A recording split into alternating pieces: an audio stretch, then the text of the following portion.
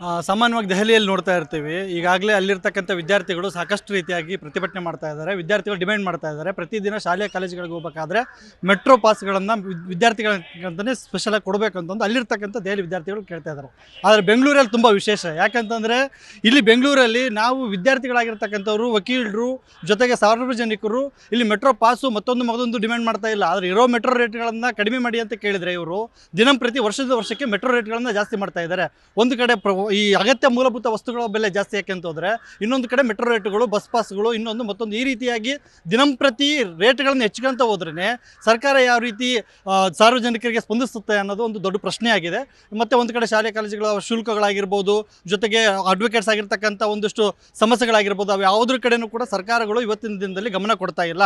ದಯವಿಟ್ಟು ಸರ್ಕಾರಗಳು ಇದ್ರ ಬಗ್ಗೆ ಗಮನ ಕೊಡಬೇಕು, ಸಾರ್ವಜನಿಕರಿಗೆ ಸ್ಪಂದಿಸಬೇಕು. ಮತ್ತು ಸ್ಪೆಷಲಾಗಿ ನೀವೇನು ಈ ವಿಶೇಷವಾಗಿ ಸಾರ್ವಜನಿಕರ ಹತ್ರ ಅಹವಾಲು ತೊಗೊಳ್ತೀವಿ ಅದು ಇದಂತ ಏನು ಅವಶ್ಯಕತೆ ಇಲ್ಲ.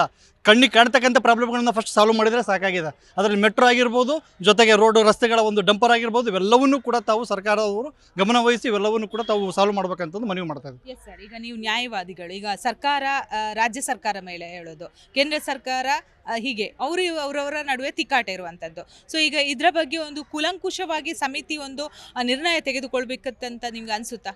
ಸಾಮಾನ್ಯವಾಗಿ ಮೇಡಮ್, ಇತ್ತೀಚೆಗೆ ಶಾಸಕಾಂಗ ಮತ್ತು ಕಾರ್ಯಾಂಗದ ಮೇಲೆ ಸಾರ್ವಜನಿಕರ ಮೇಲೆ ಸಂಪೂರ್ಣವಾಗಿ ನಂಬಿಕೆ ಹೋಗಿದೆ. ಯಾಕಂತಂದರೆ ಶಾಸಕಾಂಗದಲ್ಲಿ ನಾವು ದಿನಂಪ್ರತಿ ನೋಡ್ತಾ ಇರ್ತೀವಿ, ಹಗಲು ರಾತ್ರಿ ಅಂತಲೇ ಧರಣಿ ಮತ್ತೊಂದು ಅಂತ ಹೇಳ್ತಾ ಇದ್ದಾರೆ. ಯಾವಾಗ ಈ ಜನರ ಬಗ್ಗೆ ಸಮಸ್ಯೆಗಳ ಬಗ್ಗೆ ಡಿಸ್ಕಷನ್ ಮಾಡಬೇಕಾಗಿರ್ತಕ್ಕಂಥ ವಿಧಾನಸಭೆಗಳು ಇವತ್ತು ಹಗಲು ರಾತ್ರಿ ಮತ್ತೊಂದು ಅಂತ ದರೋಡೆಯಲ್ಲಿ ಸಂಪೂರ್ಣವಾಗಿ ಮಗ್ನರಾಗಿದ್ದಾಗ ಸಾರ್ವಜನಿಕರಾದಂಥವರು ನ್ಯಾಯಾಂಗದ ಮೇಲೆ ಭರವಸೆ ಇಟ್ಕೊಂಡಿರ್ತಾರೆ.